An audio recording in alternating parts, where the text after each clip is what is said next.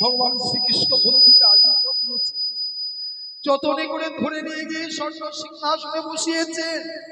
বসিয়ে একটা স্বর্ণ থালা নিয়ে এসে বন্ধুর পদধৌত করছে। দেখুন বাবা, বন্ধুর কি যত্ন দেখুন। বন্ধুর পদধৌত করে জলমস্তকে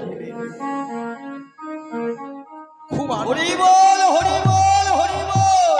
এতদিন পরে বন্ধু বাড়ি এসেছে। বন্ধু জানে তো অন্তর্যামী ভগবান সব জানে।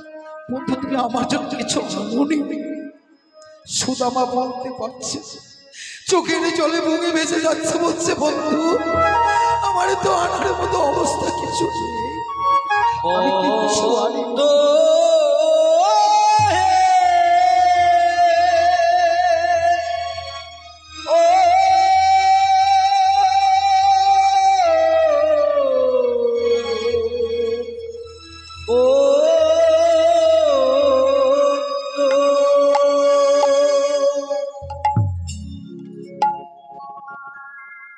আমি তোমার জন্য কিছু আনতে পারিনি বন্ধু।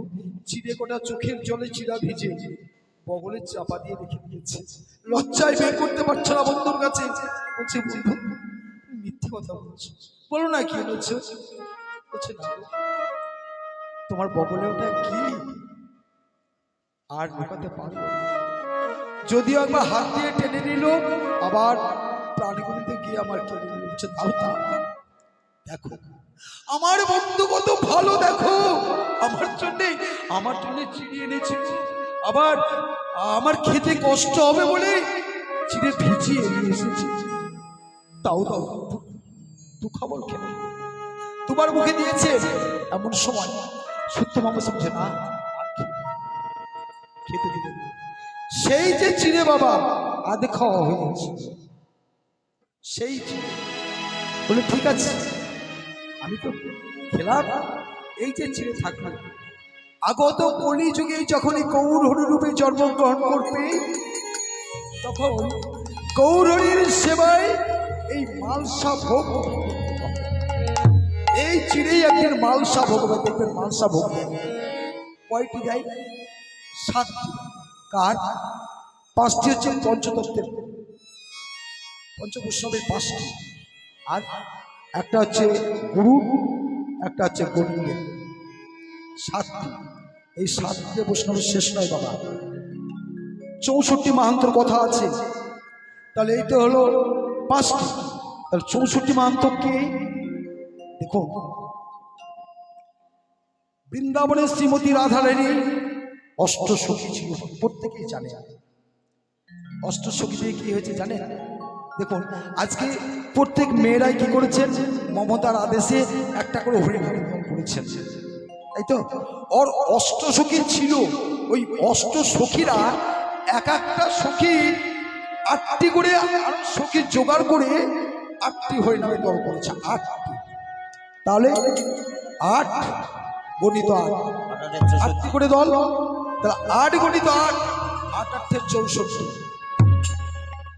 ওই 64 হচ্ছে মাহান্ত ভোগ। এবার প্রাণ গোবিন্দ কি বললে? আগত কলিযুগে এইগুলো, আর যে চিড়েটা বেঁধে দিয়েছিল, যে কাইটায় করে একটা চিড়েটা বেঁধে দিয়েছিল, সেই চিড়েটা দেখুন আজ পাতন রূপে হয়েছে। গৌরহরির সেবা দিতে গেলে একটা পাতন চাই, সে পাতন রূপে হয়েছে এটা। তাহলে 64 মাহান্তের কথা বললাম, যে 64 মাহান্ত কোথা থেকে এসেছে বললাম।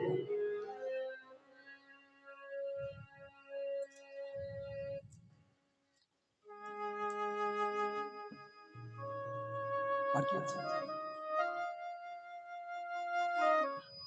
বলেন বলেন। আর কি?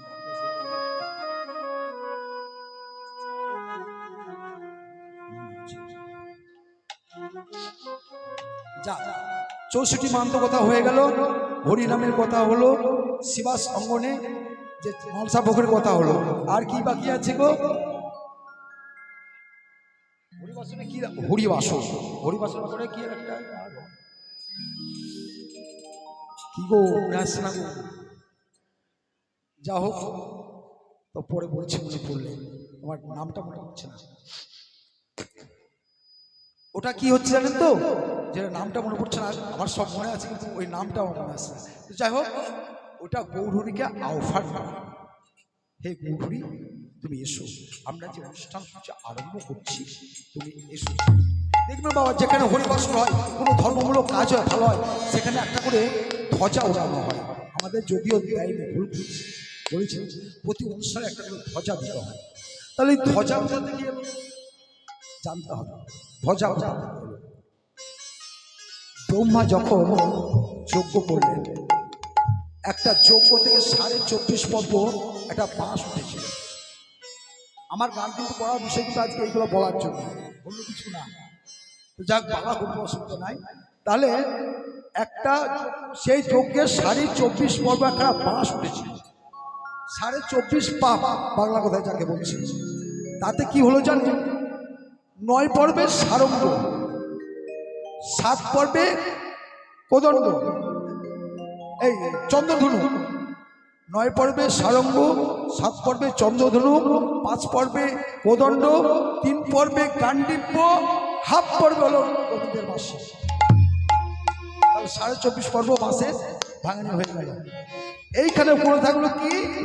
পড়ে থাকলো কঞ্চি কথা নিয়ে, ফিরে আর কিছু না। 24.5 পর্ব বাঁশ এখানে খাম হয়ে গেল। কঞ্চি কথা পড়ে থাকলো।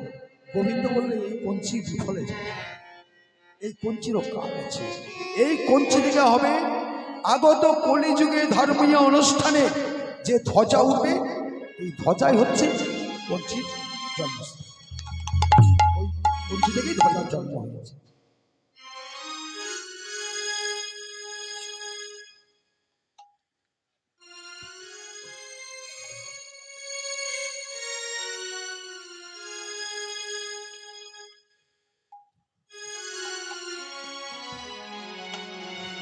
भजन करना चाहिए, पूजन करना चाहिए, प्रेम लगना चाहिए, मुझे प्रीत लगना चाहिए, भजन करना चाहिए, पूजन करना चाहिए, प्रेम लगना चाहिए, मुझे प्रीत लगना चाहिए।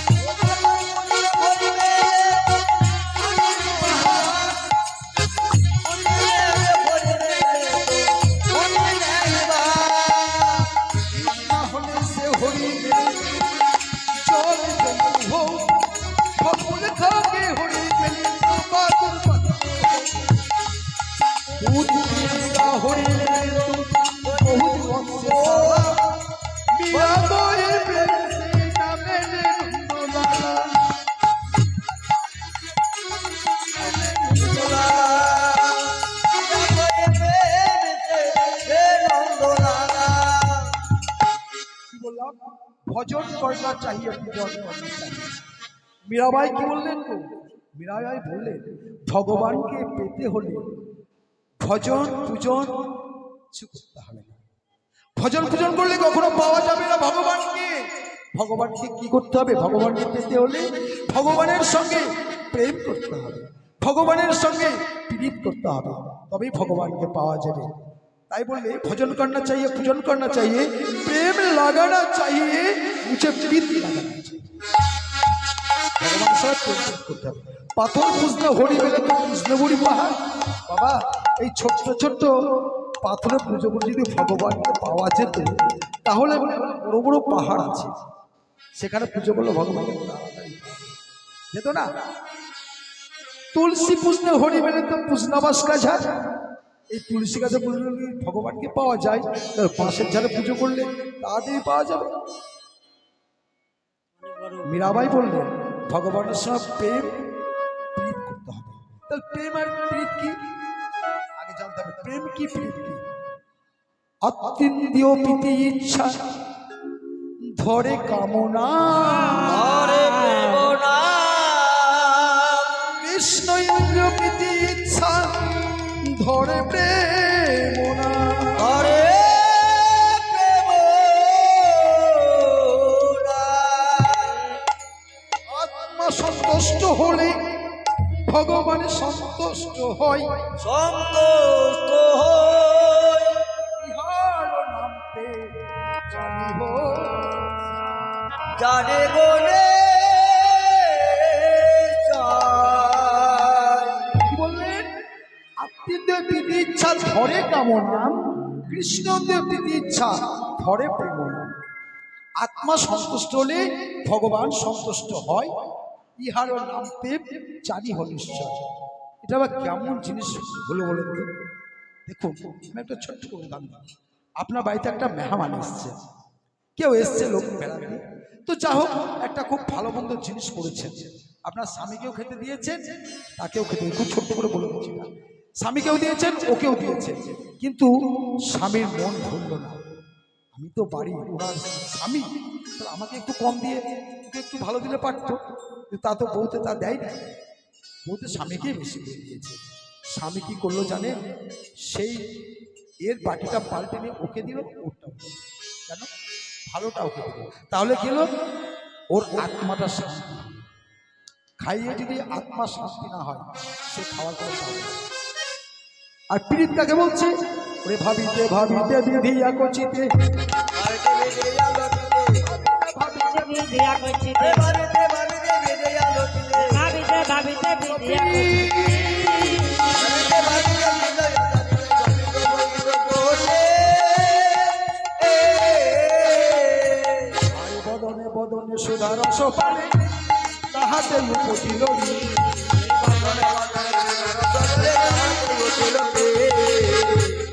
বদনে সুধারস পানে তাহাতে উপজিল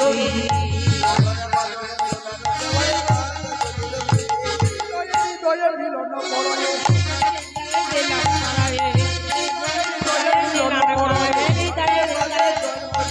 তাহাতে উপজিল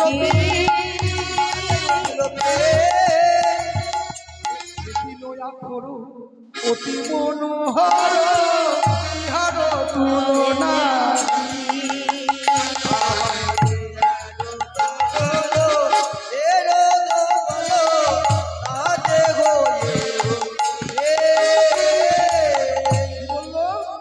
ভাবিতে ভাবিতে বিধি একচি তাহাতে উপজিল পি বদনে বদনে সুধা রস পানে তাহাতে উপজিল হৃদয়ে হৃদয়ে মিলন পড়য়ে তাহাতে উপজিল পি এদিন আখর অতি মনোহর ইহার তুলনা পিরিতি পরে দেখি পি পিরিতি প্রীতি হয় কোথায় গো, তাও জানতে হবে। প্রীতি হয় কোথায় বলুন তো? কয় প্রকার প্রীতি? প্রীতি হচ্ছে চার প্রকার প্রীতি। এক হচ্ছে মনে মনে, এক হচ্ছে ঘরের কোণে, এক হচ্ছে নির্জন কারণে, আর একটা প্রীতি আছে শুনবেন, খারাপ লাগবে ভালো কথা শুনবেন, একটা প্রীতি কথা বলবো, যার নাম হচ্ছে বাবা ঠ্যাংতলা প্রীতি। হাসবেন না হাসবেন না, হাসির কথা। ঠ্যাংতলা প্রীতি কে করেননি কেউ বুকে হাত দিয়ে বলতে পারবেন? এই ঠ্যাংতলা প্রীতি কে করেননি কেউ বলতে পারবেন? দেখুন বাবা, অন্য কিছু ভাববেন, আমি কথাটা কিন্তু খুব ভালো কথা বলেছি। দেখুন মাতৃগর্ভে কিন্তু সবাই জন্মগ্রহণ করেছে, করেননি? মাতৃগর্ভে জন্মগ্রহণ করেছেন, একবার ভেবে দেখুন তো, অষ্টম মাস বয়সে যেদিন মাতৃগর্ভে জীবের জ্ঞান সঞ্চয় হয়, সন্তানটা কোন দিকে থাকে গো? জ্ঞানটা উপরেই থাকে আর মস্তকটা নিচে থাকে। তাহলে সেই দিন যে প্রীতি করেছেন ভগবানকে কেঁদে কেঁদে বলেছেন, এই ওগো ঠাকুর ও ঠাকুর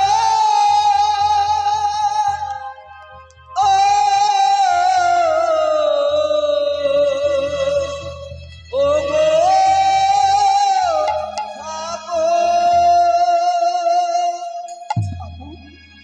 এই জঠর যন্ত্রণা থেকে তুমি আমায় মুক্তি দাও ঠাকুর, আমি আর এই যন্ত্রণা সহ্য করতে পারছি না।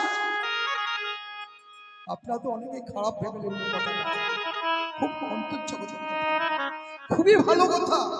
প্রত্যেক মানুষ, প্রত্যেক জীব মাতৃগর্ভে জন্মগ্রহণ যারাই করে এই অবস্থাতেই করে, আর প্রত্যেকেই ভগবানকে ডাকে। আর ভগবান আজ যদি আপনি একবার ডাকেন, 100বার ডাকেন আসবে না, সেদিনকার একবার ডাকে এসছে। তা যদি না আসতো, এই কপালে লিখন বাবা থাকতো, কার কর্মে কি আছে, কার ভাগ্যে কি আছে, সেই দিন ভগবান লিখে দিয়ে দিয়েছে। ঠিক কথাটা? তাহলে এই হচ্ছে প্রেম। তাহলে মীরাবাই কি বললো? ভগবানের সঙ্গে প্রেম করতে হবে, ভগবানের সঙ্গে প্রীত করতে হবে, ভগবানকে পেতে গেলে। তাছাড়া ভগবানের সঙ্গে দেখা পাওয়া যায়। নিগুড় চৈ তন্ন লীলা করিলা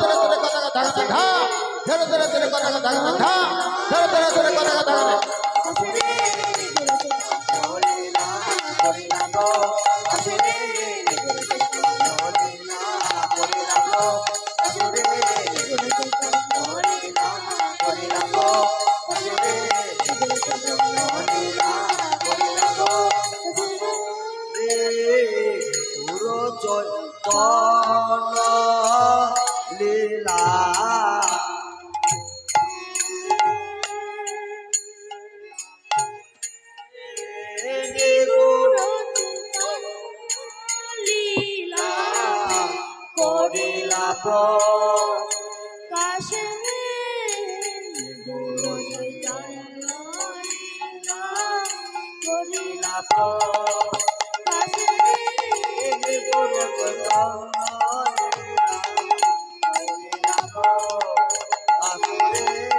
রে গুরু চৈতন্য লীলা করিলাম কাছে রে গুরু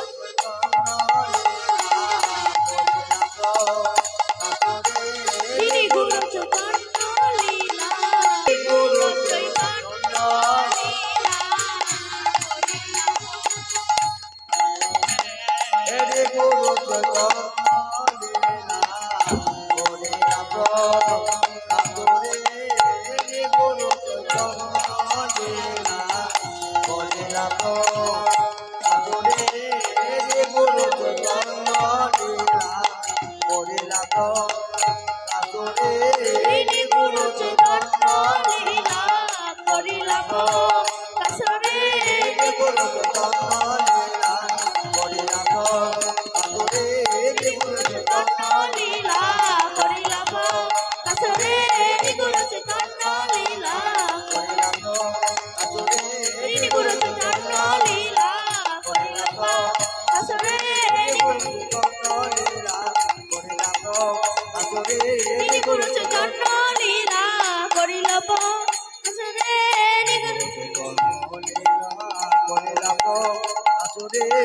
গুরু চৈতন্য লীলা করিলাম কাছে রে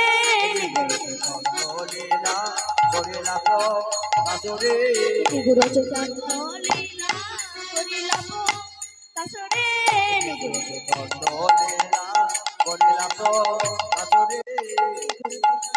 লীলা করিলাম কাছে রে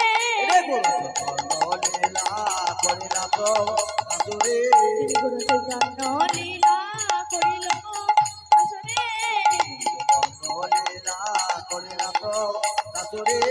গুরু চৈতন্য লীলা করিলাম কাছে রে গুরু চৈতন্য লীলা করিলাম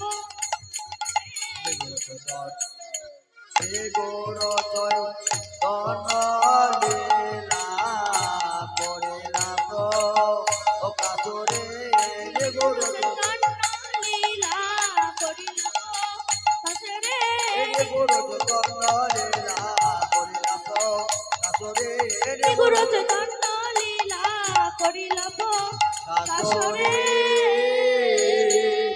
গুরু চৈতন্য মধুর মধুর নাম রাধে